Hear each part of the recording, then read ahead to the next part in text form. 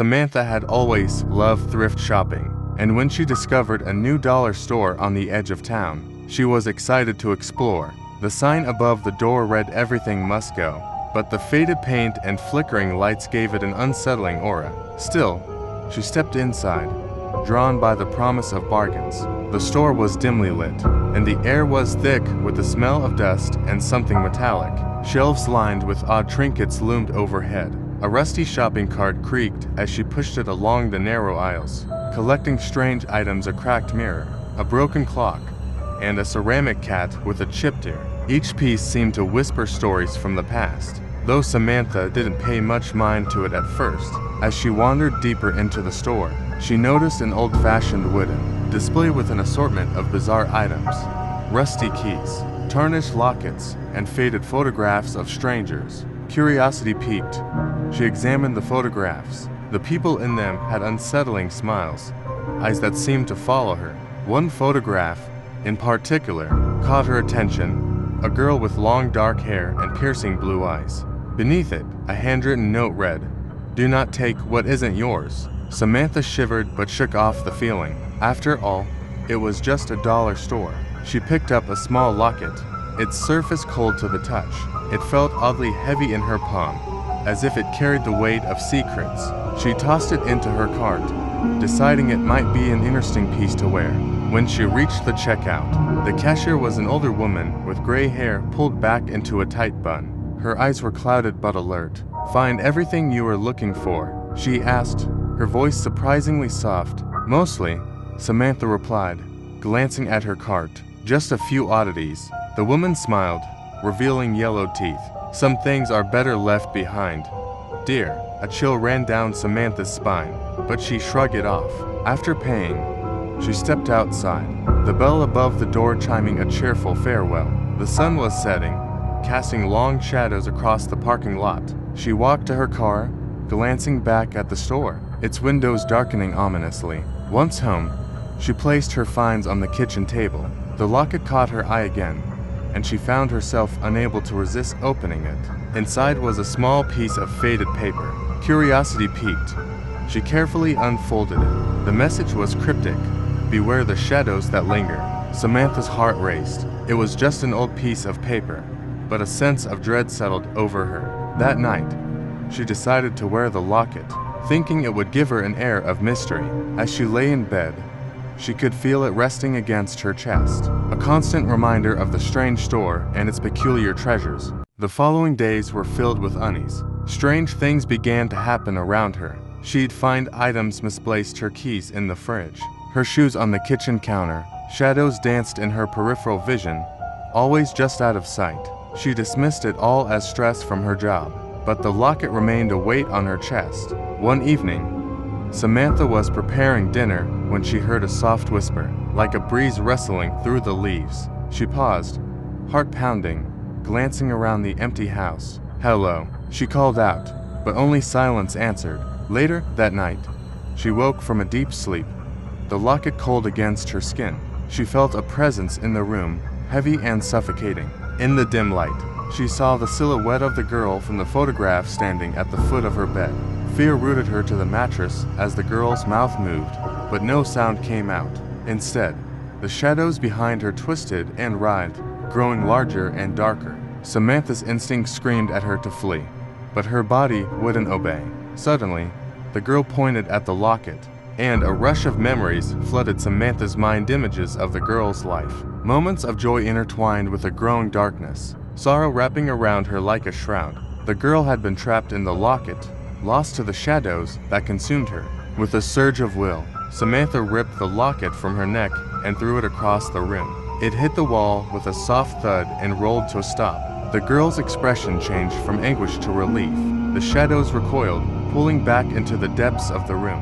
"Thank you," the girl whispered, her voice now clear. "You've set me free." As the words faded, the girl dissolved into the air, leaving behind a warmth that filled the room.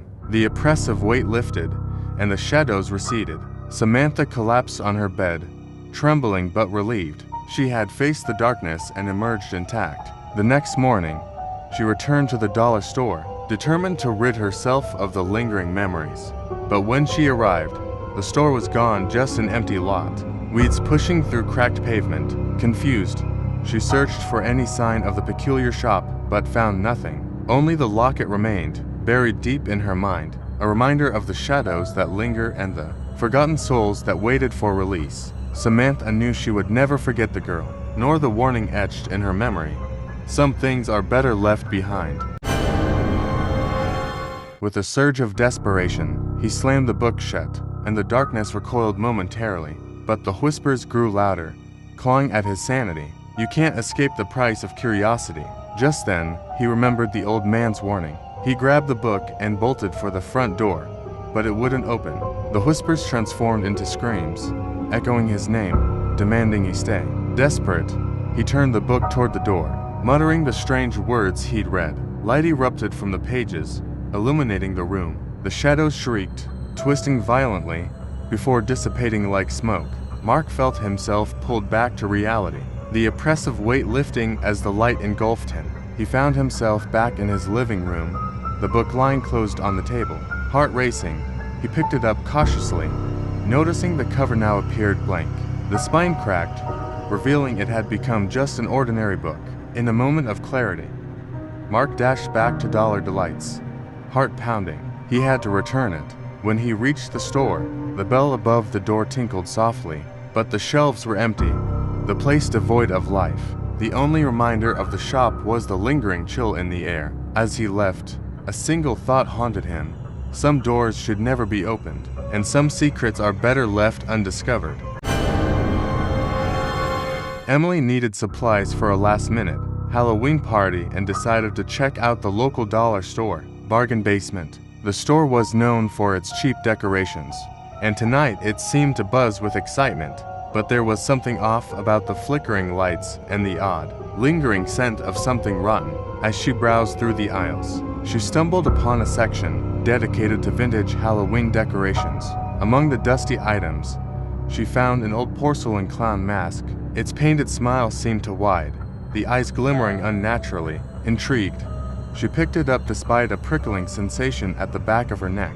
Good choice, a voice called from the end of the aisle. It was a wiry man with unkempt hair, grinning too widely. That mask has a history. You know. Really, Emily replied, half amused, half unnerved. Yeah, it belonged to a performer who vanished during a Halloween show decades ago.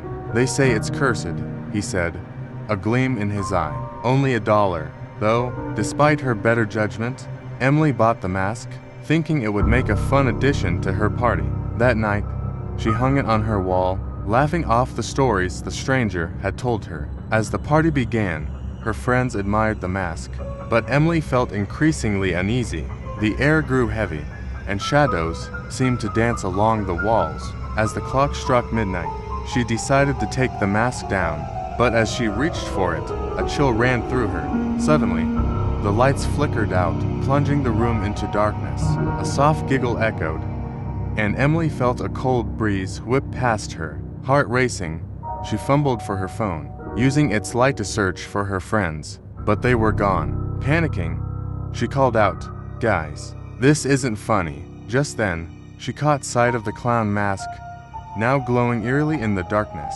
The painted eyes seemed to shift, locking onto her. A haunting laughter filled the room, and the shadows thickened, swirling around her like a living fog. In a moment of clarity, Emily remembered the man's warning. She grabbed the mask and dashed outside, the laughter intensifying behind her. Outside, the night air felt electric, but the sounds from the house echoed like a nightmare. Desperate, she threw the mask into the street, watching as it skidded across the asphalt. The laughter stopped, and an unsettling silence fell over the neighborhood. She hesitated, wondering if she had really escaped whatever curse had followed her. Just then, a car approached, headlights illuminating the mask. It rolled to a stop, and the driver, a bewildered woman, stepped out. As she reached for the mask, Emily shouted, "No, don't touch it." The woman paused, confusion crossing her face. But the moment her fingers brushed the mask, she froze. The same eerie laughter erupted from her mouth, echoing through the night. Emily watched in horror as the woman's expression twisted into the mask's painted grin. Emily turned and ran, not looking back. She didn't stop until she reached her car, heart pounding. As she drove away, she glanced in the rearview mirror, catching a fleeting glimpse of the clown mask now sitting in the street, waiting for its next victim. The next day, Bargain Basement was gone, leaving behind only an empty lot. But Emily knew better than to believe it was truly over. Some bargains come with a price that's too high to pay.